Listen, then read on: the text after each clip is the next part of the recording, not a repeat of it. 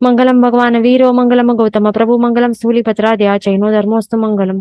Last ક્લાસમાં આપણે ગાથા નંબર 15 ગ્રહણ કરી હતી અને તેનો શબ્દાર્થ આપણે ગાથાર્થ સમજી રહ્યા હતા, વિશેષાર્થ.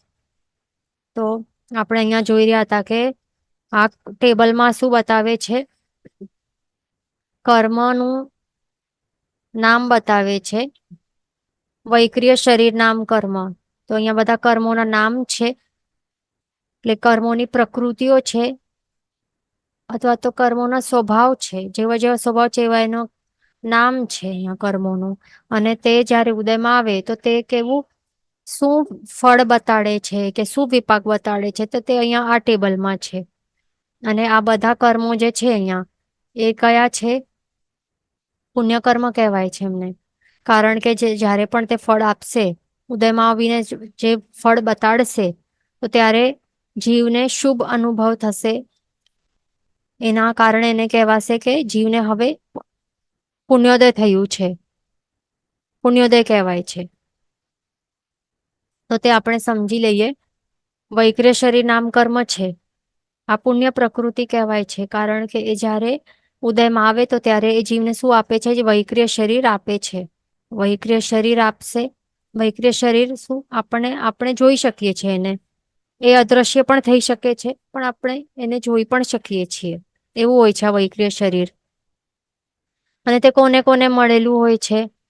જે નારકીઓ હોય અને દેવતાઓ હોય, એ બંને ગતિવાળા જીવોને, દેવ અને નરક ગતિવાળા બધા જીવોને વૈક્રિય શરીર મળેલું હોય છે. એને વૈક્રિય શા માટે કહેવાય છે? કારણ કે તે વિક્રિયા કરનાર હોય છે, એટલે કે વિવિધ. એટલે કે વિવિધ અલગ અલગ જાતિ ક્રિયા કરવામાં એક કેપેબિલિટી દર્શાવે છે, એટલા માટે એને વૈક્રિય શરીર કહેવાય છે. એટલે કે એક જ જીવ છે, આવું છે જીવ, એને પછી 10 શરીર બનાવવાના છે. 10 અલગ પ્રકારના. એક સમજો કે એક સ્ત્રીનું, એક સર્પનું, એક રાક્ષસનું, કે એક ઝાડ જેવું બની ગયું. એટલે જેવું શરીર એને જોઈએ એવું એ બનાવી શકે છે. જેટલા શરીર જોઈએ એટલું એ બનાવી શકે છે, એટલે કદના. એવી એટલે વિવિધ ક્રિયામાં કરવામાં કેપેબિલિટી રહેલી હોય છે એમાં. એના કારણે એને વૈક્રિય શરીર કહેવાય છે. તો આ પણ શું છે? પુણ્ય પ્રકૃતિ જાણવી. પછી નેક્સ્ટ શું છે? આહારક. આ શું છે?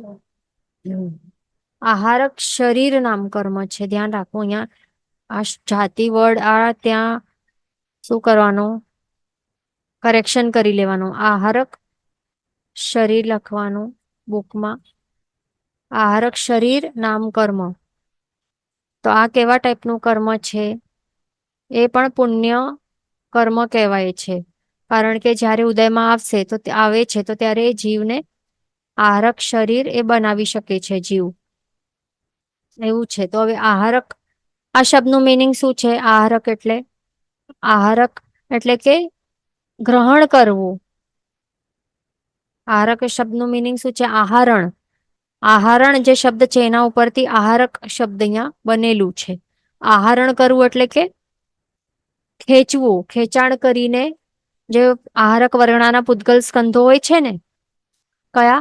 આહારક વર્ગણાના પૂદગલ સ્કંધોને એને ખેંચીને પછી એક શરીર બનાવવામાં આવે છે. તો એ શરીર જે આહારક વર્ગણાના પૂદગલ સ્કંધોથી બનેલું છે એક અંતર મુહૂર્ત માટે, તો એવા શરીરને કહેવાય છે આહારક શરીર. તો આહારક શરીર નામ કર્મ ઉદયમાં આવે તો ત્યારે જીવ એ બનાવી શકે છે આહારક શરીર. તો એ કોણ બનાવી શકે છે? તો એ કોઈ XYZ કોઈ પણ નહીં બનાવી શકે, પણ માત્ર જે કોણ હોય? મુનિ ભગવંતો હોય. એટલે મુનિ એટલે કે સાધુ, સાધ્વીજી નહીં. જે મુનિ ભગવંત હોય એમાં પણ એક એવા હોવા જોઈએ જે આહારક લબ્ધિધારી હોય છે. આહારક લબ્ધિધારી હોય, એમનું આહારક શરીર નામ કર્મ ઉદયમાં રહેલું હોય એવા. પ્લસ તે કેવા 14 પૂર્વધર હોવા જોઈએ. 14 પૂર્વધર હોય તો એવા સાધુ ભગવંતો, 14 પૂર્વધર સાધુ ભગવંતો, તેઓ શું કરી શકે છે? તેમને જો શાસ્ત્રના અર્થમાં કઈ એટલે કે જે શાસ્ત્ર છે એની અંદર કઈ એમને ડાઉટ્સ ઉત્પન્ન થાય ને, શંકા આવે ને, 14 પૂર્વમાં કોઈ પણ ડાઉટ્સ આવતો હોય, શંકા ઊભી થાય, તો ત્યારે તેઓ આ આહારક શરીર છે એનું નિર્માણ કરે છે. અને પછી શું કરે, જે કેવલ જ્ઞાની એવા તીર્થંકર ભગવંત હોય ને, તો ત્યાં જઈને એમને એ શંકા પૂછવા જાય. શંકાનું નિવારણ કરીને પછી જે એટલે જાય એટલે કોણ, જે આહારક શરીર બનાવે ને, એ આહારક એમનું જે પોતાનું તો એક ઓરિજિનલ ઔદારિક શરીર તો હોય જ ને. આ મુનિ ભગવાનનું કયો છે ઓરિજિનલ શરીર? 14 પૂર્વધર મુનિ ભગવાન સાધુ ભગવાનનું ઔદારિક શરીર ઓરિજિનલ છે. તો એ બીજો શરીર જે બનાવે છે એ આહારક શરીર બનાવશે. હવે આહારક શરીર નામકર્મના ઉદયથી આહારક વર્ણાના પૂતગલ સ્કંધોનું ખેંચાણ કરીને આહારક શરીર બનાવશે. અને 14 પૂર્વની અંદર કઈ ડાઉટ્સ આવેલી હોય તો તે એ આહારક શરીર જે બનાવે છે એને એ ત્યાં જાય પછી એ જીવ એટલે મુનિ ભગવાન જઈ આવે, એમના આત્મા પ્રદેશ એમાં પણ આવી જાય ને, એની અંદર એટલે જે આત્મા પ્રદેશો હોય છે મુનિ ભગવાનના, એ શું બે ભાગમાં વેચાઈ જાય. એક તો પોતાનું જે ઓરિજિનલ શરીરમાં તો હોય જ, અને બીજું અહીંયા આવી રીતે મુનિ ભગવાન છે અહીંયા, તો એમાં તો આત્મ પ્રદેશો તો રહેલા જ છે ઔદારિક વર્ગણ ઔદારિક શરીરધારી. પછી બીજો આહારક શરીર બનાવે તો શું કરે, આત્મા પ્રદેશોની એક શ્રેણી હોય, એક્સટેન્ડ થાય, અને પછી આત્મા શું કરે, આહારક વર્ગણાના પૂતગલ સ્કંદોને ગ્રહણ કરે વાતાવરણમાંથી, અને પછી બીજું એક શરીર મૂંઢા હાથ પ્રમાણે એક આહારક શરીર તેજસ્વી, અત્યંત સ્ફટિક જેવું નિર્મળ એવું એ શરીર બનાવે, અને પછી એ શરીરને મોકલે. પછી એ જાય શરીર ક્યાં જાય છે, જ્યાં તીર્થંકર ભગવંત રહેલા હોય, કેવલ જ્ઞાની તીર્થંકર ભગવંત, તેમને પછી પૂછવા જાય શંકા. અથવા તો તીર્થંકર ભગવાનની જે વૃદ્ધિ હોય ને, સમવસરણની વૃદ્ધિ છે, તો એનું પણ દર્શન કરવા માટે પણ એવી રીતે એ કેટલાક 14 પૂર્વધર મુનિ ભગવંતો એવા શરીર બનાવીને દર્શન કરીને આવતા હોય છે. એટલે એક અંતર્મુહૂર્ત સુધી આ રહેલું હોય, ટકીને રહેલું હોય આહારક શરીર, અને પછી વાતાવરણમાં એ આહારક વર્ગણાના પૂતગલ સ્કંદો પાછા વિખરાઈ જાય. આટલું ટાઈમ ડ્યુરેશન એમને રહેલું હોય છે આટલું. ત્યાર સુધી દર્શન ને શંકાને જે હોય છે એ કરીને પૂછીને આવી જાય. તો એવું હોય છે આ. પછી છે તૈજસ શરીર નામ કર્મ. આ પણ પુણ્ય પ્રકૃતિ છે. જ્યારે એ ઉદયમાં રહેલું હોય જીવને, તો ત્યારે એને એ તૈજસ શરીર ની પ્રાપ્તિ થાય છે. અને તૈજસ શરીર એટલે કે શું હોય છે, તૈજસ વર્ગણાના પૂતગલ સ્કંદોથી બનેલું હોય છે આ શરીર. તો એ તૈજસ શરીર જે છે આપણા બધા પાસે છે, આપણા બધા પાસે સાથે રહેલું જ હોય છે. જ્યાર સુધી આપણને 1 મિનિટ, આપણે જ્યાર સુધી સંસારમાં ભટકતા રહેશું ને, તો ત્યાર સુધી આપણને આપણા પાસે આ તૈજસ અને કાર્મણ શરીર આ બંને રહેલા જ હશે. એ ધ્યાન રાખવાનું. તો આ તૈજસ શરીર જે છે ને એ કેવી રીતે બને, આપણે કેવી રીતે બનાવીએ છીએ, આપણે બધા આત્મા છીએ ને, આપણે કેવી રીતે બનાવતા હોઈએ છીએ, અને શા માટે? કારણ કે આપણું તૈજસ શરીર નામ કર્મ ઉદયમાં છે, એટલા માટે આપણું આત્મા શું કરે, તૈજસ વર્ગણાના પૂતગલ સ્કંદો રહેલા હોય ને, અહીંયા આપણું આત્મા છે આ. તો તૈજસ વર્ગણાના પૂતગલ સ્કંદો હોય ને વાતાવરણમાં રહેલા, તો એ બધાને એ ગ્રહણ કરે છે, અને પછી એક તૈજસ શરીરનું નિર્માણ કરે છે. પણ એ આપણને દેખાય છે એ નહીં દેખાય. તૈજસ શરીર એટલે એવું માઇન્ડમાં એવી રીતે નહીં લેવાનું કે કઈ આપણામાં શરીરમાંથી તેજ જો દેખાતું હોય તો તે હશે કે શું. તો એ જે કઈ નથી, કઈ તેજ એ તૈજસ શરીર નથી. કારણ કે તૈજસ શરીર છે ને એ નજરેથી નથી, એ દેખાય નહીં આપણને, આપણે જોઈ નહીં શકીએ આંખોથી. પણ એના ફંક્શન શું છે, એનું કાર્ય શું છે, આ તૈજસ શરીર આપણને મળે તો એનાથી એનું ફંક્શન શું છે, શું કાર્ય કરે, એ આપણે શરીરમાં જે ગરમી હોય ને, બોડી હીટ રહેલું હોય, તો એ કોના કારણે, આ બોડી હીટ એ તેજસ શરીરના કારણે. It helps in the digestion of the food. જે આહાર ને બધું ગ્રહણ કરતા હોઈએ છીએ આપણે, તો એનું ડાયજેશન બધું એ કરવામાં આ તેજસ શરીર હેલ્પ કરતું હોય છે. અનાદિ કાળથી એ આપણા આત્મા સાથે વળગેલું છે આ. અને આપણને મોક્ષની અવસ્થાની પ્રાપ્તિ નહીં થશે ત્યાર સુધી વળગીને રહેશે જ. એવું છે આ તેજસ શરીર. હવે નેક્સ્ટ પુણ્ય પ્રકૃતિ છે કર્મણ શરીર નામ કર્મ. આ કર્મણ શરીર નામ કર્મ છે એ પુણ્ય પ્રકૃતિ છે. એનો ઉદય થાય તો પછી શું થાય? આપણને એક કર્મણ શરીર આપણને પ્રાપ્ત થાય છે. અહીંયા ક્વેશ્ચન છે કે શું તેજસ શરીરના પૂતગલ વર્ગણાને આંખથી જોઈ શકાય? તો હમણાં આપણે કહ્યું ને કે તેજસ વર્ગણાના પૂતગલ સ્કંધોને આંખોથી નહીં જોઈ શકાય. તેજસ શરીર પણ આપણા બધા પાસે છીએ, પણ એ આપણે આંખથી નહીં જોઈ શકીએ. જો જોઈ શકાતો હોય તો પછી અહીંયા મૃત્યુ પામ્યો અને પછી એક મિનિટ, અહીંયા એક જીવ છે, અહીંયા મૃત્યુ પામી જાય છે, તો અહીંયા ઔદારિક શરીર છોડી દીધું, એને ત્યાગી દીધું. પછી આ ભાવમાંથી એ આત્મા જશે અને બીજો ઉત્પત્તિ સ્થાને અહીંયા છે તો અહીંયા જશે. તો પછી જો તેજસ શરીર દેખાતું હોત તો પછી એ દેખાય ને, પછી આત્મા અહીંયાથી ત્યાં દેખાય ને આપણને, કારણ કે ભાવ બદલતી વખતે આત્માની સાથે તેજસ અને કર્મણ આ બંને શરીર રહેલા હોય છે.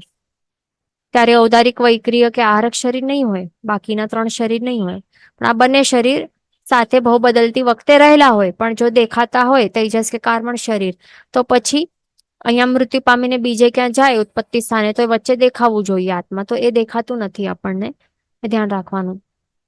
એટલે ન તો શરીર દેખાય, ન તો એના એ તેજસ વર્ગણાના પૂતગલ સ્કંધો પણ આંખોથી આપણે નહીં જોઈ શકીએ, એ ધ્યાન રાખવાનું. પણ જો હવે તેજસ શરીર અને અત્યંત એ પ્રબળ બનાવે તપસ્યા, ઘોર તપસ્યા દ્વારા, અને સમજો કે એને પછી શું કરી, તેજોલેશિયા જે છે કે શીતલેશિયાની લબ્ધિ જો જીવ પ્રાપ્ત કરે ને, હવે ગૌશાળાનું સાંભળ્યું હશે ને આપણે, ગૌશાળાનું એક્ઝામ્પલ.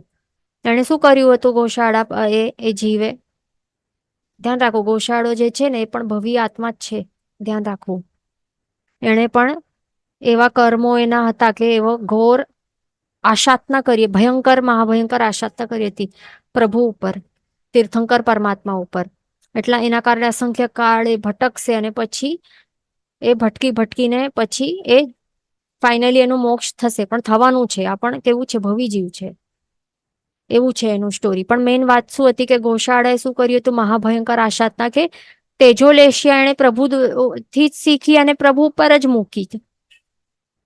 તો તેજોલેશિયા જે છે, તો એ જ્યારે એને ફેંકી એ દેખાઈ તેજોલેશિયા, તો એ ધ્યાન રાખવાનું. હવે નેક્સ્ટ પોઈન્ટ છે અહીંયા 12મી પુણ્ય પ્રકૃતિ છે કર્મણ શરીર નામ કર્મ. આ જ્યારે કર્મ ઉદયમાં આવે તો ત્યારે એનું ફળ શું બતાડે છે જીવને, કે કર્મણ શરીર એને આપે છે. તો હવે કર્મણ શરીર જે છે એટલે કે શું છે? ફર્સ્ટ ઓફ ઓલ, આ કર્મણ શરીર અને તેજસ શરીર કેવા છે કે અનાદિકાળથી આપણા પાસે સાથે રહેલા જ છે, અને મોક્ષની અવસ્થાની પ્રાપ્તિ નહીં થાય ત્યાર સુધી એ રહેવાના છે આપણા સાથે.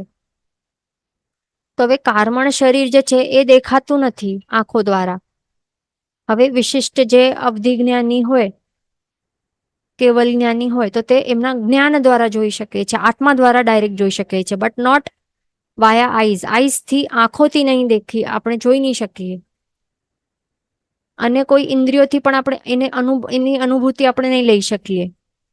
એટલે મિનિંગ શું કે ટચ, ટેસ્ટ, સ્મેલ, સ્પર્શ એ બધું નથી એનું, કે આવાજ કે એ બધું નથી એનું, આપણે ગ્રાહ્ય નથી, આપણી ઇન્દ્રિયો એ ગ્રાહ્ય નથી કરી શકતી. પણ આત્મા છે. આમ તો આ પૂતગલ છે, આ ધ્યાન રાખવું. આ શું છે? પૂતગલ છે ને, કર્મ જ છે ને. આ કર્મણ શરીર નામ કર્મ છે. તો એના વર્ણગંધ રસ સ્પર્શ તો અવશ્ય હોય છે.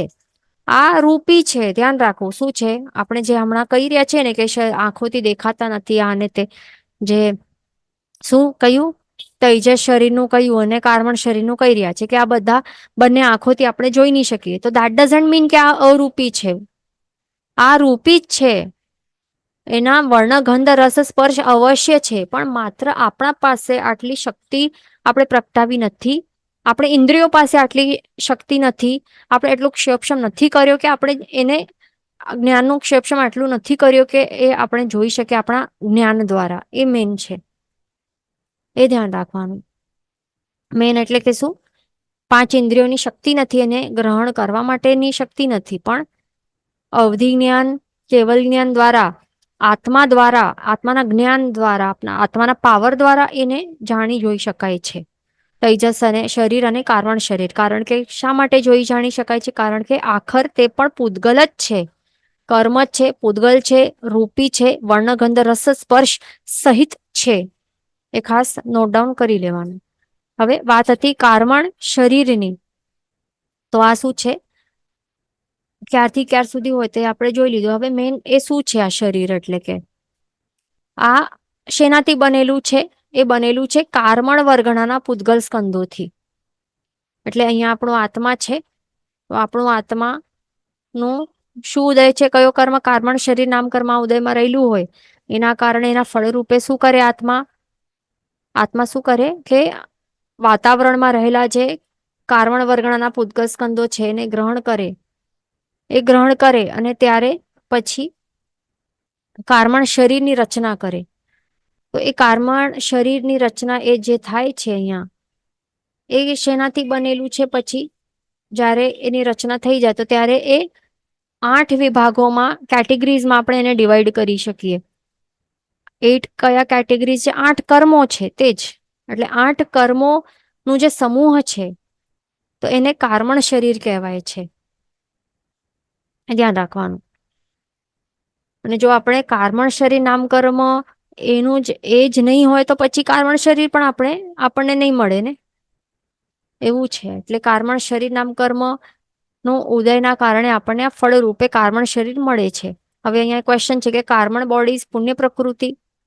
તો એવું આપણને ક્વેશ્ચન આવી શકે છે કે કર્મ તો આપણને શું, કર્મો જ જકડી રાખ્યા છે ને, કર્મોએ જ આપણને, આપણા આત્માને જકડી રાખ્યા છે ને દુઃખ આપી રહ્યા છે, ત્રાસ આપે છે કર્મો, અને એનાથી મુક્ત થવું એ જ મોક્ષ છે. તો પછી અહીંયા કાર્મણ શરીર નામ કર્મને પુણ્ય પ્રકૃતિ શા માટે કહેવાયેલી છે? એવું આપણને ક્વેશ્ચન આવી શકે છે કે કાર્મણ શરીર એ શા માટે આ છે? પણ એમાં આપણને એ સમજવાનું કે હમણાં જે પણ આપણે ભણી રહ્યા છે ને આ બધા 42 પ્રકારના શું છે, આપણે કહી રહ્યા છીએ કે પુણ્ય પ્રકૃતિઓ છે, પણ આ 42 ટાઈપના પુણ્ય કર્મો છે આ. બરાબર? એટલે કે આ પુણ્ય કર્મ જ છે ને, આ જે બતાવે છે આ હમણાં એ નહીં જો, પણ બીજા બધા તો શું આપે છે? બીજા બધા કર્મો જે છે આપણે જોઈ રહ્યા છે, એક કંઈક એવા પ્રિવિલેજીસ આપે છે કે સુખની અનુભૂતિ કરાવે છે, એ બધું આપે જ છે ને આપણને. આખીર આ બધા પણ કર્મો જ છે, પણ એ શું આપે છે? કંઈક ને કંઈક એવા 5 ઇન્દ્રિય, એટલે કે મોક્ષની સામગ્રી રૂપે 5 ઇન્દ્રિય થી પરિપૂર્ણ શરીર આપે છે, ઉદારિક શરીર આપે છે, અથવા તો એવા પાવરફુલ એવું વૈક્રિય શરીર આપે છે, કંઈક ને કંઈક એવા આપે છે ને. એટલા માટે આ બધા જે કર્મો છે એને પણ પુણ્ય પ્રકૃતિ જ કહેલી છે. તો એવી જ રીતે આ કાર્મણ શરીર નામ કર્મ છે ને, તો આ હોય તો જ આ બધા પુણ્ય પ્રકૃતિ is also included in that ના. એટલે આ કાર્મણ શરીર નામ કર્મના કારણે કાર્મણ શરીર જે જીવ ક્રિએટ કરે છે એની અંદર જ પુણ્ય પ્રકૃતિ પણ આવી જાય છે 42 પ્રકારની. તો એના કારણે પછી એને અહીંયા એડ કરેલું છે. બીજું એનું એક કાર્ય શું હોય છે? આ કાર્મણ શરીર નામ કર્મ છે ને એનું ઉદયના કારણે આ કાર્મણ શરીર જીવને પ્રાપ્ત થાય છે. એનું હવે એ પુણ્ય પ્રકૃતિ માટે, પુણ્ય પ્રકૃતિમાં ગણવામાં શા માટે આવે છે? એનું એક રીઝન શું છે કે એનું એક કાર્ય હોય છે, એક ફંક્શન હોય છે. કાર્મણ શરીર નામકરણ એક ફંક્શન હોય છે. શું?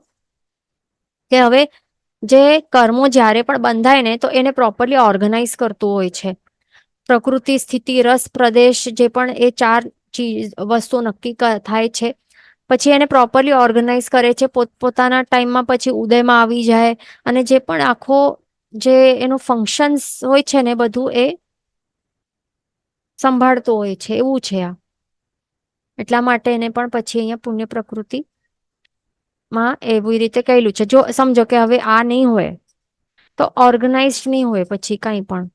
પછી કોઈ પણ કર્મ ક્યારે પણ આવી જાય, પુણ્ય કર્મ બાંધેલો હોય તો પછી એનો ઉદય પણ નહીં આવે ટાઈમમાં, અથવા તો એ પછી નહીં આવે, એટલે કાંઈ પણ ગડબડ ડિસઓર્ગેનાઇઝડ પછી થઈ જાય, આખો વિશ્વ વ્યવસ્થા ડિસઓર્ગેનાઇઝડ થઈ જાય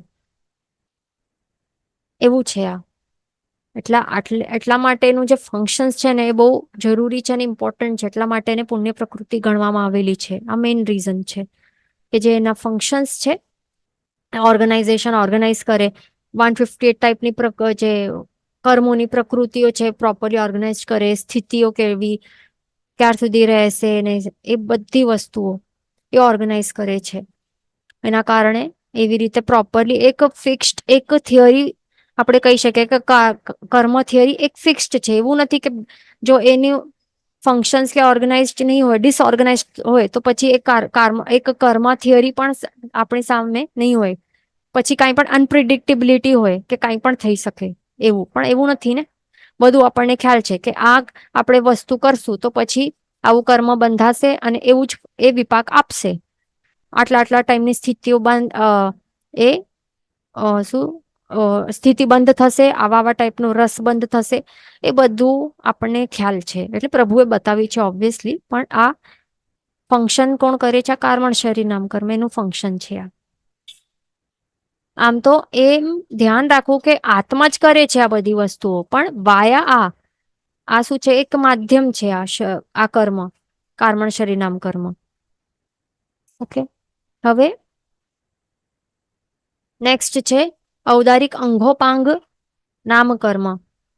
તો ઔદારિક અંગોપાંગ નામ કર્મ શું છે? આ એક પુણ્ય પ્રકૃતિ છે અને જ્યારે એ ઉદયમાં આવે તો ત્યારે એ જીવને ઔદારિક શરીરમાં અંગોપાંગ આપે છે. ઔદારિક શરીર શું છે? અહીંયા ઔદારિક છે ને, ઔદારિક અંગોપાંગ. તો ઔદારિક શરીરમાં જે અંગોપાંગ રહેલા હોય, ઔદારિક શરીર તો ઔદારિક શરીર નામ કર્મ આપે, પણ એની અંદર જે અંગોપાંગ મેઇન છે, આ ઔદારિક શરીર વાળા અંગોપાંગ, તો એ કોણ આપે? આ કર્મ નું ઉદય હોય તો એ આપણને પ્રાપ્ત થાય છે. તો હવે અંગોપાંગ એટલે કે શું? હવે એમાં એ ધ્યાન રાખવાનું કે એક તો અંગ હોય છે. કેટલા અંગ હોય છે? મેન તો અહીંયા અંગોપાંગ એટલે એમાં શું સમજવાના? અંગ, ઉપાંગ અને અંગોપાંગ, ત્રણ વસ્તુ આપણને સમજવી. એક મિનિટ, આપણને આપણા પાસે ફોટો હોય તો જોઈ લઈએ. અહીંયા છે તો આપણે આ જોઈ લઈએ. આ બધું કર્મગ્રંથ વાળું ટોપિક છે, આપણે બહુ ડિટેલમાં હમણાં નહીં જોશું. મેન જેટલું સમજવાનું એટલું સમજશું કે અંગોપાંગ નામ કર્મ છે એના 3 પ્રકાર હોય છે. કારણ કે અંગોપાંગ કોને હોય છે? માત્ર આ 3 શરીર દેખાય છે ને એમને જ હોય છે. એક તો ઔદારિક શરીર, બીજું વૈક્રિય શરીર અને ત્રીજું આહારક શરીર, એમને જ અંગોપાંગ હોય છે. બાકીના 2 શરીર કોણ બાકી રહ્યા? એક તો તૈજસ શરીર અને બીજું ચોથું છે તૈજસ શરીર અને પાંચમું છે કાર્મણ શરીર. તો આ તૈજસ અને કાર્મણ શરીરને અંગોપાંગ હોય? નહીં હોય. તૈજસ શરીરને નહીં હોય, કાર્મણ શરીરને નહીં હોય. માત્ર આ 3 પ્રકારના શરીરો છે. ઔદારિક શરીર જે આપણને મળ્યું છે, આપણા પાસે છે ને અંગોપાંગ. વૈક્રિય શરીર જે નારકીઓ અને દેવતાઓ એમના પાસે પણ હોય ને અંગોપાંગ, એમ પિંડના પિંડ નહીં હોય. આહારક શરીર જે બનાવે મુનિ, 14 પુરોધર મુનિ, સાધુ ભગવંતો, તો એ જ્યારે બનાવે આહારક શરીર તો ત્યારે એમના એ શરીરમાં પણ અંગોપાંગ રહેલા હોય છે. ધ્યાન રાખવાનું. તો હવે 3 વસ્તુ હોય અંગોપાંગમાં: અંગ, ઉપાંગ અને અંગોપાંગ. એટલે જે અંગોપાંગ નામ કર્મ છે એ જ્યારે ઉદયમાં આવે, એ આ શું છે? ફર્સ્ટ ઓફ ઓલ આ પુણ્ય પ્રકૃતિ છે.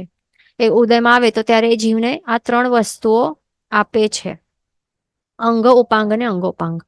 અંગ કેટલા હોય? 8 અંગ હોય. 2 સાથળ હોય, એટલે સાથળ એટલે કે શું? 2 પગ. 2 પગ હોય. બાહુ, 2 બાહુ એટલે કે 2 હાથ, એટલે 2 હાથ 2 પગ. પછી એક છાતી, એક પીઠ એટલે બેક, અને એક પેટ. છાતી છે ને, ક્યાંક છાતી પણ લખેલું હોય છે અને ક્યાંક હૃદય પણ લખેલું હોય છે, હાર્ટ. એટલે ત્યાં તે સમજવાનું છે આપણને કે 2 હાથ 2 પગ, અહીંયા હૃદય અથવા તો છાતી લખવાની, અને પછી પીઠ, પેટ અને એક મસ્તક. તો આવી રીતે 8 વસ્તુઓ જે મેન છે ને, આ જે આ મેન વસ્તુઓ, અહીંયા હૃદય જ કહેવાનું આપણને. એટલે હૃદય હોય અથવા તો છાતી કહેવાનું. તો આવી રીતે 8 આ જે મેન બોડી પાર્ટ્સ છે ને એને અંગ કહેવાય છે. પછી એનાથી જે નાના નાના છે બોડી પાર્ટ્સ એને ઉપાંગ કહેવાય છે. એ શું છે? આઈઝ છે, આંખ હોય છે, કાન હોય છે, નાક હોય છે, ફિંગર્સ હોય છે, ટોઝ હોય છે, આંગળી હોય છે ને એ બધા ઉપાંગ કહેવાય. પછી અંગો પાંગો શું કહેવાય? કેશ હોય એટલે કે હેર, વાળ છે ને તે. પછી રોમ, બોડી હેર હોય છે, રૂવાટા. પછી પર્વ, પર્વ એટલે કે જોયું હશે ને આપણી આ ફિંગર્સ છે આ આવી રીતે. તો અહીંયા શું છે? આ ઇટ ઇઝ ડિવાઇડેડ ના આવી રીતે, તો એને પર્વ કહેવાય છે ને. તો આ પર્વ. પછી નખ એટલે કે નેલ્સ. તો આ બધા એક્સ્ટ્રા વસ્તુઓ છે, આ બધી ડિટેલ્સ કહેવાય ને, જે નાના નાના સ્મોલ ડિટેલ્સ છે, બધા શું અંગોપાંગમાં આવી જાય. તો એ બધું કોણ આપે છે? અંગોપાંગ નામકર્મ આ બધું આપે છે. જો જેવું કર્મ હોય તો એવું એવું એ આપે, જો એવું નહીં હોય તો પછી એ નહીં મળે. એવું હોય છે આ બધું. એટલા માટે એને અંગોપાંગ નામકર્મને પુણ્ય પ્રકૃતિ કહેવાય છે, કે જો હોય એનું બાંધેલું અને ઉદય હોય તો એ બધું આપે, નહીં તો પછી એ નહીં આપે. હવે જો એકેન્દ્રિય જીવો પાસે છે આ બધું અંગો, અંગ ઉપાંગ અંગોપાંગ આ બધું છે, એકેન્દ્રિય જીવો પાસે નથી. બે ઇન્દ્રિય જીવો પાસે છે, અમુક છે, અમુક નથી વસ્તુ એના પાસે, અમુક અંગો છે. એટલે એવું છે આ. એટલા માટે એને પુણ્ય પ્રકૃતિ કહેવાય છે. ધ્યાન રાખવાનું. હવે શું જોઈ રહ્યા હતા? અંગો. હા, તો એ આ મેઇનલી શું જોયું કે ઔદારિક અંગોપાંગ નામકર્મ એ મેઇન જે ઔદારિક શરીરમાં વાળા હોય છે, એટલે કોણ હોય? મનુષ્ય ને તિર્યંચો. તો મનુષ્ય અને તિર્યંચોના શરીરમાં અંગોપાંગ એ આપે છે. પછી નેક્સ્ટ છે વૈક્રિય અંગોપાંગ નામકર્મ. આ શું છે? આ એક પુણ્ય પ્રકૃતિ છે. જો એ ઉદયમાં રહેલી હોય તો પછી એ જીવને વૈક્રિય શરીરમાં અંગોપાંગ એ આપે છે. હા, તો એ આ સમજવાનું છે આપણને. બરાબર. વૈક્રિય શરીર વાળા કોણ હોય છે? દેવ અને નારકી હોય છે. તો એ દેવતાઓ અને નારકીઓ હોય. અને કોઈ બીજા કોણ હોય? વૈક્રિય લબ્ધિધારી જે હોય ને, મનુષ્ય અને તિર્યંચો છે. મનુષ્ય અને પંચેન્દ્રિય તિર્યંચ હોય, જે ગર્ભજ, પંચેન્દ્રિય, પર્યાપ્તા, તિર્યંચો. આવા ટાઈપના જે તિર્યંચો હોય એ પણ કેવા? વૈક્રિય લબ્ધિધારી. એવા ગર્ભજ, પર્યાપ્તા, કોણ પંચેન્દ્રિય તિર્યંચો આવા વૈક્રિય લબ્ધિધારી. તો તેઓ પણ વૈક્રિય શરીર બનાવી શકે છે. ઉત્તર વૈક્રિય શરીર બનાવી શકે છે. વૈક્રિય લબ્ધિધારી મનુષ્યો પણ ઉત્તર વૈક્રિય શરીર બનાવી શકે છે. પ્લસ બધા દેવો અને પ્લસ બધા નારકીઓ એમના પાસે તો હોય જ. તો આ પણ વૈક્રિય અંગોપાંગ નામકર્મ કેવું છે? શું કેવું છે? પુણ્ય પ્રકૃતિ છે. એના ઉદય હોય, એનું ઉદય હોય તો એ પછી અંગોપાંગ કે અંગોપાંગ આપે છે. ધ્યાન રાખવાનું. અહીંયા જે ક્વેશ્ચન છે કે અમુક વાયુકાયના જીવો, તો હા, તો અમુક વાયુકાયના જીવો જે વૈક્રિય લબ્ધિ જેમણે પ્રગટ કરેલી હોય છે પહેલાના ભાવમાં, અને પછી આ ભાવમાં ઉદયમાં આવેલું હોય તો પછી એ વૈક્રિય શરીર એમનું બની જાય છે. જ્યારે વૈક્રિય જે આ શું વૈક્રિય શરીર નામકર્મ ઉદયમાં હોય તો ત્યારે વૈક્રિય શરીર બનાવી શકે છે. પણ એમનું વૈક્રિય અંગોપાંગ નામકર્મ છે ને, એનું ઉદયમાં નહીં હોય, કારણ કે એ શું એકેન્દ્રિય છે. એટલા માટેનું શું હોય? આ સારું ક્વેશ્ચન છે, ધ્યાન રાખો. વૈક્રિય શરીર નામકર્મ એમનું ઉદયમાં હોય, પણ એનું વૈક્રિય અંગોપાંગ નામકર્મ એ ઉદયમાં નહીં હોય. એટલા માટે એમને પછી, કારણ કે એકેન્દ્રિય છે, એમને અંગોપાંગ નહીં હોય. એટલે આપણે આટલું સમજી લીધું. હવે નેક્સ્ટ આગળ શું છે? આહારક અંગોપાંગ નામકર્મ. આ શું છે? આહારક અંગોપાંગ નામકર્મ આ એક પુણ્ય પ્રકૃતિ છે. એનું ઉદય થાય તો ત્યારે એ શું આપે છે જીવને? આહારક શરીરમાં અંગોપાંગ એ આપે છે. એ ધ્યાન રાખવાનું. તો આહારક શરીરમાં અંગોપાંગ આપે છે એટલે કે શું? હવે કોઈ 14 પુરોધર મુનિ ભગવંત એવું આહારક શરીર બનાવે, તો એ આહારક શરીર બનાવે છે એ બીજો, તો એમાં પણ પછી અંગોપાંગ એ રહેલા હોય છે. એટલે આપણને લાગે કે એક નાનકડા સાઈઝના એક તેજવાળા સ્ફટિક જેવા નિર્મળ એવા આહારક શરીરધારી એવા પણ અંગોપાંગ સહિત એવા આ 14 પુરોધર મુનિ ભગવંત છે, જે વૃદ્ધિ કે વૃદ્ધિ આ ભગવાનની વૃદ્ધિ અથવા તો શંકાનું નિવારણ કરવા માટે આવ્યા છે. એ ધ્યાન રાખવાનું. તો એમનું પણ આ કર્મ છે ઉદયમાં રહેલું હોય છે, ધ્યાન રાખવાનું. પછી નેક્સ્ટ પુણ્ય પ્રકૃતિ કઈ છે? નેક્સ્ટ છે વજ્ર વૃષભ નારાજ સંહનન નામ કર્મ. હવે નેક્સ્ટ કયો ટાઈપનું કર્મ છે, પુણ્ય પ્રકૃતિ કઈ છે? નેક્સ્ટ છે વજ્ર ઋષભ નારાજ સંહનન નામ કર્મ. તો આ જ્યારે આ પુણ્ય પ્રકૃતિ છે અને જ્યારે એ ઉદયમાં આવે છે તો ત્યારે એ હાડકાનો મજબૂત બાંધો એ આપે છે એને. તો આ વજ્ર ઋષભ નારદ સંઘણ કેવું છે? અહીંયા છે આ વજ્ર ઋષભ નારદ સંઘણ. તો અહીંયા વજ્ર ઋષભ ને બધું શું છે તે અહીંયા આપણે જોઈ શકીએ છીએ. વજ્ર એટલે કે આ ખીલ્લીની ખીલ્લી જેવી છે આ. ઋષભ એટલે કે શું? આ પાટા જેવું છે આ. પછી નારાચ એટલે કે મરકટ બંધ, જેમ કે અહીંયા શું દેખાય છે? એક બંધ દેખાય છે ને, કે આ મંકી માતા છે, આ મંકી બાળક છે. તો એ બાળક એની માતાને કેવી રીતે ટાઈટલી એવી રીતે હોલ્ડ કરીને રહેલો છે કે અહીંયાથી ત્યાં કૂદકા મારે એકદમ ભયંકર, છતાં પણ એ પડી નથી જતો. એવા ટાઈપની સ્ટ્રોંગ હોલ્ડ છે આ. એટલે કે બોન્ડ ની સ્ટ્રેન્થ, એટલે આ સ્ટ્રેન્થ દર્શાવે છે કે આવું નારાજ એટલે કે આવી આ લેવલની સ્ટ્રેન્થ, આવા ટાઈપનું જોડાણ કે પકડ એ સમજવાનું છે અહીંયા. તો આ છે વજ્ર ઋષભ નારદ સંઘણ. તો આ વજ્ર એટલે કે ખીલ્લી, ઋષભ એટલે કે પાટો, નારાજ એટલે કે મરકટ બંધ. તો આવા ટાઈપનું જે સંઘયણ છે, એટલે કે જે બોન્સની જે એક સ્ટ્રેન્થ છે, તો આ લેવલની છે. કયા? એકદમ બેસ્ટ, હાઈએસ્ટ, સ્ટ્રોંગેસ્ટ લેવલની છે, મજબૂત પકડવાળી છે, એવું હાડકાનો બાંધો છે. તો એમાં હાથના જે બંને કાંડા છે, જો એ પરસ્પર એવી રીતે પકડીએ તો પણ એને મરકટ બંધ એવું કહેવાય. એટલે કે આવું સ્ટ્રોંગ એવું પકડ. અને પ્લસ એના ઉપર આવું લોઢાનું પાટો કોઈ વીંટી ના એવી રીતે એને ગોલ ગોલ એવી રીતે ફરાવે, એના ઉપર એવી રીતે ખીલ્લી એવી રીતે મારે, તો પછી મજબૂતી કેવી જોરદાર થાય. તો એવું મજબૂત હાડકાનો આવું બાંધો જ હોય છે ને, એને કહેવાય છે વજ્ર ઋષભ નારાજ સંહનન. સંહનન એટલે જ સંઘયણ. તો આ કોણ આપે છે એવું? એ આપે છે કર્મ, આ વજ્ર ઋષભ નારદ સંહનન નામ કર્મ. તો એવું હાડકાનું મજબૂત એવો બાંધો એ આપે છે.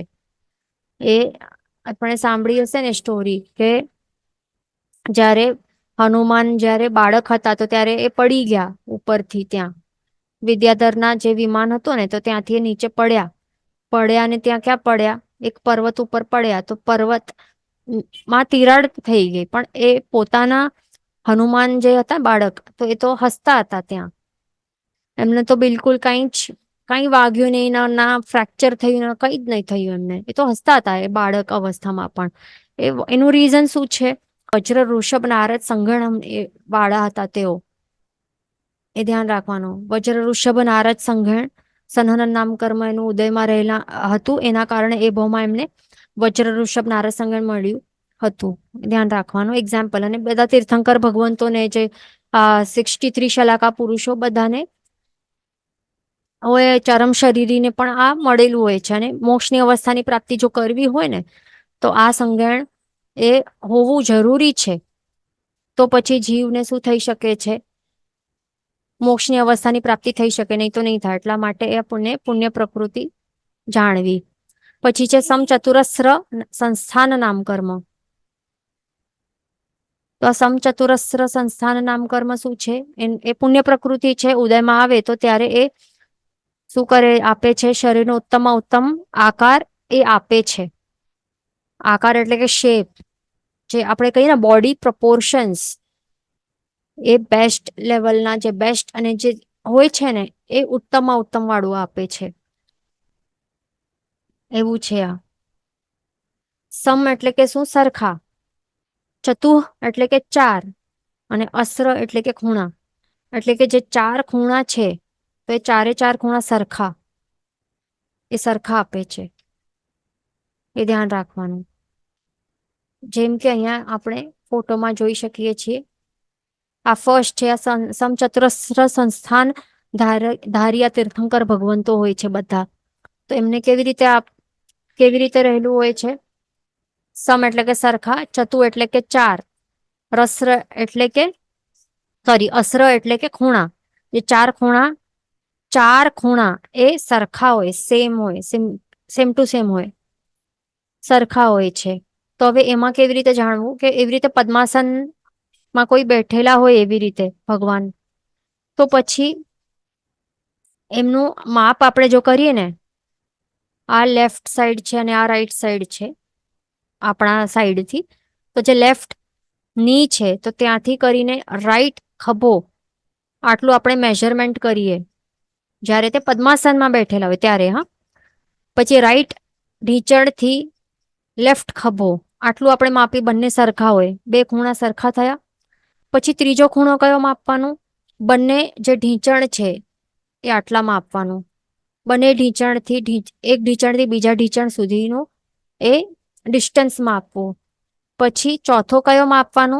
જે લલાટ છે અને આસનનું જે મધ્ય ભાગ છે, એટલે અહીંયાથી કરીને લલાટ સુધી આટલું, આ પણ સરખું. એટલે આ ચાર ખૂણા સરખા હોય છે.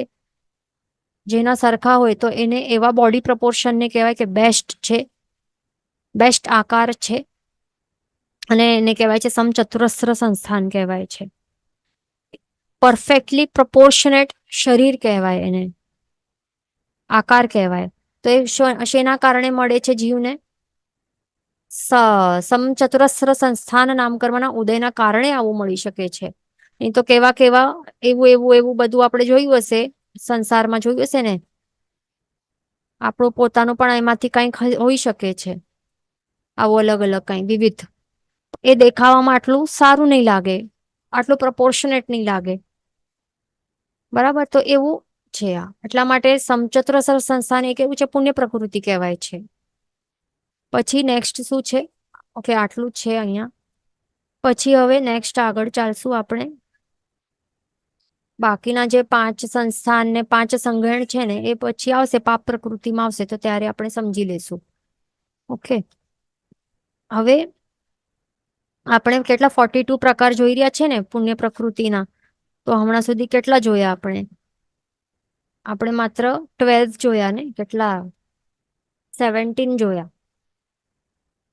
બાકીના હવે આવશે આગળની ગાથામાં, તો એના માટે આપણને ગાથા ગ્રહણ કરવી પડશે. 16 નંબરની ગાથા ગ્રહણ કરશું. હવે અહીંયા છે, આ છે 16 નંબરની ગાથા, આપણે બધા ગ્રહણ કરશું. વન્ન ચૌકા ગુરુ લહુ પરઘા ઉસ્સાસ આય બુજ્જોમ શુભ ખગઈ નિમીણ તસ દસ સુરનર તીરી આઉ તિથયરમ. પાછો એક વખત. વન્ન ચૌકા ગુરુ લહુ પરઘા ઉસ્સાસ આય બુજ્જોમ શુભ ખગઈ નિમીણ તસ દસ સુરનર તીરી આઉ તિથયરમ. આ 16 ગાથા ગ્રહણ કરી શબ્દાર્થ ગાથા જોઈ લઈએ. વન્ન એટલે કે વર્ણ, ચૌ એટલે કે ચતુષ્ક, વર્ણ ચોક એટલે કે વર્ણ ચતુષ્ક, એટલે 4 પ્રકારના જે છે આ વર્ણ ચતુષ્ક, એટલે કે વર્ણાદિ 4, એટલે કે વર્ણ ગંધ રસ સ્પર્શા 4 વસ્તુઓ. અગુરુ લઘુ એટલે કે અગુરુ લઘુ, પરઘા એટલે કે પરાઘાત, ઉસ્સાસ એટલે કે શ્વાસોચ્છ્વાસ, આયવ એટલે કે આતપ, ઉજ્જોમ એટલે કે ઉદ્યોત, શુભ ખગઈ એટલે કે શુભ, ખ એટલે કે ખ, અને ગતિ એટલે કે ગતિ, શુભ ખ ગતિ, શુભ વિહાયો ગતિ, નિમીણ એટલે કે નિર્માણ, તસ્સ એટલે કે ત્રસ, દસ એટલે કે 10, એટલે કે ત્રસ વગેરે 10 કર્મો. પછી સુર એટલે કે દેવનું આયુષ્ય, નર એટલે કે મનુષ્યનું આયુષ્ય, તીરી એટલે કે તિર્યંચ, અને આવું એટલે કે આયુષ્ય, તિર્યંચનું આયુષ્ય. તિથયરમ એટલે કે તીર્થંકરપણું. હવે એમાં શું ગાથાર્થ આપણે જોઈ લઈએ શું છે. તથા સમજવાનું કે શું છે આગળ, એટલે કે 15 નંબરની ગાથામાં જે પુણ્ય પ્રકૃતિઓ બતાવી હતી એની સાથે એન્ડ આ પણ છે. પુણ્ય પ્રકૃતિઓ અહીંયા બતાવી છે. કઈ કઈ છે? વર્ણ ચતુષ્ક, અગુરુ લઘુ, પરાઘાત, શ્વાસોચ્છ્વાસ, આતપ, ઉદ્યોત, શુભ વિહાયો ગતિ, નિર્માણ, ત્રસદશક, દેવનું આયુષ્ય, મનુષ્યનું આયુષ્ય અને તિરંજનું આયુષ્ય અને તીર્થંકરપણું. આ બધા શું છે? પુણ્ય પ્રકૃતિઓ બતાવી છે. હવે એનું આપણે વિશેષાર્થ સમજી લઈએ કે વર્ણ ચતુષ્ક છે તો એમાં જે છે વર્ણ ગંધ રસ સ્પર્શ. તો એમાં વર્ણ જે છે ને, કેટલા વર્ણ છે? 5 વર્ણ છે ટોટલ. પણ આ 5 વર્ણ છે એમાંથી શુભ વર્ણ કેટલા કહેવાય છે? 3 કહેવાય છે. શ્વેત, રક્ત અને પિત્ત, એટલે કે વ્હાઈટ, રેડ અને યલો. આ 3 શુભ વર્ણ છે. આ યાદ રાખવાનું. પછી 2 પ્રકારના ગંધ હોય છે તો એમાંથી શુભ ગંધ કયો છે? સુરભી, સુગંધ, એ શુભ ગંધ છે. પછી 5 પ્રકારના રસ છે એમાંથી માત્ર 3 રસ શુભ કહેવાય છે. કયા કયા? આમ્લ, મધુર અને કષાય. આમ્લ એટલે કે ખાટું, મધુર એટલે કે સ્વીટ અને કષાય એટલે કે તુરો. તો આ 3 શુભ રસ કહેવાય છે. પછી સ્પર્શ કેટલા છે? 8 સ્પર્શ છે ટોટલ. પણ એમાંથી શુભ સ્પર્શ કેટલા હોય છે? લઘુ, મૃદુ, ઉષ્ણ અને સ્નિગ્ધ. આ 4 શુભ સ્પર્શ કહેવાય છે. તો આવી રીતે આટલા જે શુભ છે વર્ણગંધ રસ સ્પર્શ, ટોટલ જે વર્ણગંધ રસ સ્પર્શ કેટલા હોય છે? 20 હોય છે. તો 20 માંથી શુભ આટલા છે. આ 3 + 3 + 4 + 1 કેટલા થાય? 11. 11 પ્રકારના આ શુભ વર્ણ છે. આ એટલે કે શુભ પ્રકૃતિઓ કહી શકાય છે. એ ધ્યાન રાખવાનું. તો જેમનું પણ જેમને પણ શરીરમાં, પોતપોતાના શરીરમાં આવા વર્ણ મળેલા હોય છે આ 3 માંથી, કે આવા પ્રકારની સુગંધ રહેલી હોય છે, અથવા તો આ 3 પ્રકારના ટેસ્ટ હોય છે, આ 4 પ્રકારના સ્પર્શો હોય છે, તો એમને શું સમજવાનું કે એમનું શુભ વર્ણાદિ ઉદયમાં છે. કારણ કે એવું શુભ વર્ણ ચતુષ્ક નામ કર્મ એ ઉદયમાં રહેલું હશે. એટલે કે એના માટે એવું વિપાક બતાડે છે અને એના કારણે એ પુણ્ય ઉદય એનું થઈ રહ્યું છે. એવી રીતે સમજવાનું. અહીંયા ક્વેશ્ચન છે કે કશા ઇઝ બીટર. ના, તો કશા એટલે કે તુરો. તો જે કડવો હોય છે ને એ અલગ હોય છે. કડવો અને તીખો આ બે જે બાકીના 2 રસ છે ને એ બંને પાપ એમાં આવશે, પાપ પ્રકૃતિમાં આવશે. તો આવી રીતે આપણે સમજ્યા. હવે નેક્સ્ટ શું છે? અગુરુ લઘુ. વર્ણ ચતુષ્ક અહીંયા આપણે સમજી લીધું. હવે છે અગુરુ લઘુ નામકર્મ. આ શું છે? નામકર્મના છે આ બધા. આ કર્મો કયા છે?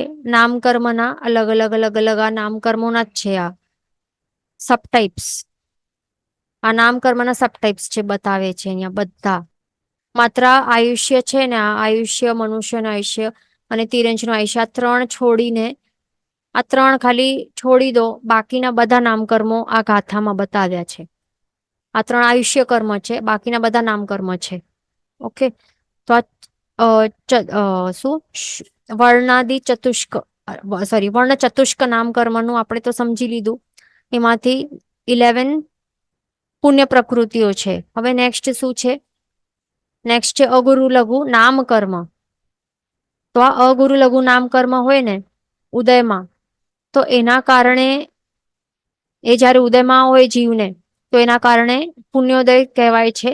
અને એના કારણે જે ફળ એ શું આપે છે કે જીવને એનું જે શરીર છે ને બહુ ભારી કે બહુ હલકું નહીં લાગે. અતિ લઘુ કે હલકું એ નહીં લાગે, બહુ ભારી પણ નહીં લાગે. પોતાનું શરીર ભલે હાથી પણ હોય ને તો હાથીને પણ પોતાનું શરીર ભારી નહીં લાગે, પણ આપણે જો એને ઉપાડવા જઈએ તો આપણને કેટલું ભારી લાગે, આપણે ઉપાડી જ નહીં શકીએ. પોતે છે ને ભારી હાથી, આપણને ભારી લાગે, પણ એનું અઘુરું લઘુ નામ કર્મનું ઉદયના કારણે એ હાથીને પોતાનું ભારી શરીર પણ કેટલું ભારી હોય પણ છતાં એને ભારી નહીં લાગે, એવું હોય છે. અને જે વાયુકાયના જીવોનું શરીર કેવું હલકું હોય, ઉડતું હોય, હલકું હોય એટલા એના કારણે. તો છતાં પણ અગુરુ લઘુ નામ કર્મ જો ઉદયમાં હોય ને તો પછી એનું પોતાનું શરીર પોતાને બહુ હલકું પણ નહીં લાગે,